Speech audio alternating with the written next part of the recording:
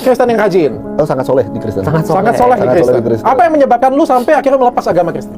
Karena tadinya nyerang Islam. Hah? Tadinya benci banget sama Islam. Aku benci dong. Iya, sama orang-orang Islam tuh kayak ngelihat Islam tuh kayak norak, alergi gitu kayak.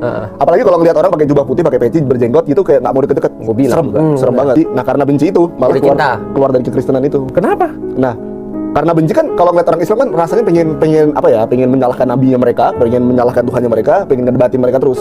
Nah, kalau mau berdebat dengan mereka harus belajar dulu dong apa yang mereka tahu gitu. Harus belajar agamanya mereka dulu dong gitu. Nah, karena belajar agamanya mereka untuk tadinya nyerang mereka, semakin belajar kayak wah, Jadi cinta gitu kenapa ya. gini ya? Ternyata ajarannya kenapa gini gitu.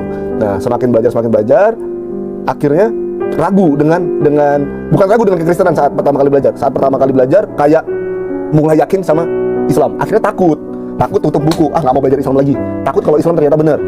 Oh gitu. Nah, terus akhirnya mikir daripada belajar Islam kenapa nggak belajar Kristen aja? Kan lebih, kenapa harus belajar agama orang lain? Oke, sekarang kita dalami agama kita sendiri. Akhirnya mulai buka Injil, mulai buka Taurat, mulai belajar sejarah, mulailah belajar tentang kekristenan saat itu. Saat mulai belajar kekristenan, semakin yakin kalau Islam benar saat itu. Oh, semakin belajar yang Kristen punya, semakin yakin yang Islam benar. Nah, akhirnya kayak nggak bisa sih, nggak mungkin Tuhanku salah waktu itu gitu. Karena cinta sama Tuhan ya. Maksudnya dari kecil berdoa sama Yesus, dari kecil meminta sama Yesus, dari kecil apa-apa dipasrahkan Yesus. Terus harus pindah ke lain hati, rasanya kayak nggak mungkin, jangan sampai Tuhanku salah. Nggak mau lah Tuhanku salah, Tuhanku harus benar.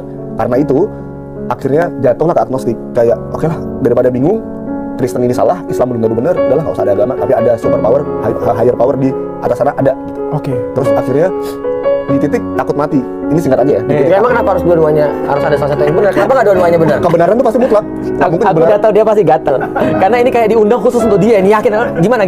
Mutlak ya? Kebenaran itu harus mutlak. Kebenaran nggak mungkin dua. Kalau misalkan ada dua kebenaran, pasti satu kebenaran palsu dan satu kebenaran yang hakiki gitu, kebenaran yang asli gitu.